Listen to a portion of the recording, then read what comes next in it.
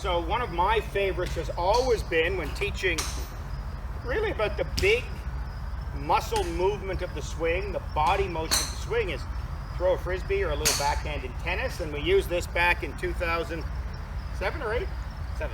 June 2007. Wow. That's 14 years ago. It is. How old were you 14 years ago? I guess I would have been 15 years old. Oh, yeah. Just entering lovely teenage years. Yeah, your favorite. Fantastic. Yeah. All right, so want to talk a little bit today about that wind-up and how similar it is to other sports. And I think the flaws people have, if I just swing a golf club, let me jump in front here a bit, and I just work on rotating back and moving my body properly into a backswing, I'm really just winding my upper body over my lower body, and then I allow my lower body to turn into that back leg.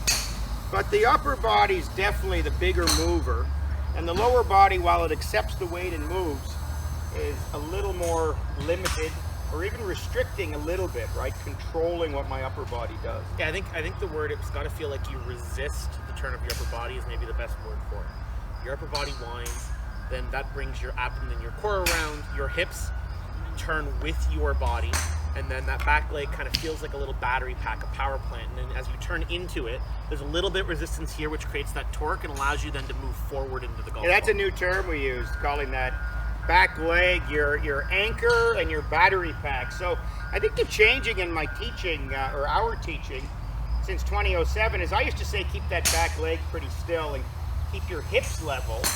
Your hips really don't stay level. That terminology was a little faulty. What happens is your waist stays level, but you need to allow that a little bit of a deep turn into that back hip to get the wind up, right? And I didn't talk a lot about that back in 2007. I just talked about keeping the lower body quiet as you turn the upper body. But it's important to understand that we need that lower body to be restricted? I don't know. But active. Allow the weight to move into that leg without being really static, right?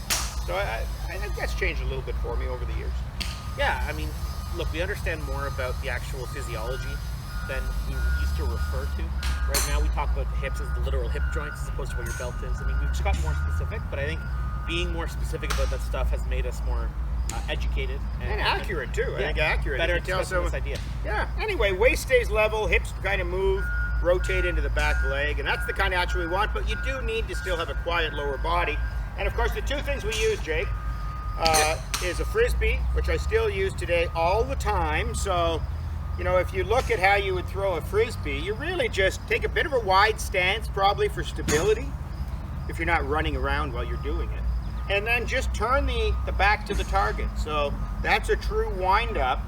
And I can actually feel the weight going into this leg, just like I want to feel in golf.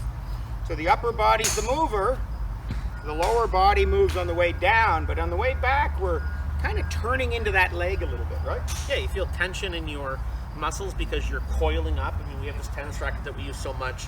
We put a golf club into it to show face control and how it relates to this idea as well. Yeah. But you coil into your back leg by turning your upper body. I mean, you wind up like a giant spring. I can feel a little tension in here, a little stretch in my obliques on this side, and then that allows me to send that energy a lot like that backhand in tennis or the frisbee you just threw. I mean, Yeah.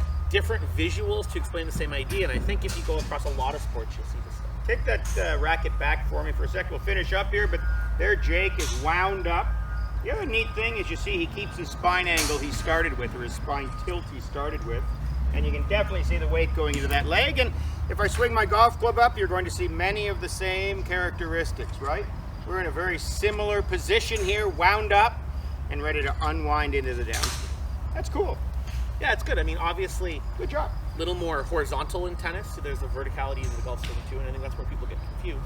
But if you remember, the body wants to unwind and unwind this whole thing. Yeah, the as well. body is a rotary mover in the golf swing. The arms are vertical swingers, and they're heading in the same direction in the backswing, but they're taking different paths. So you've got to keep that body winding up into itself in posture, and then you'll hit better, stronger shots instantaneously if you can get it right. Yeah.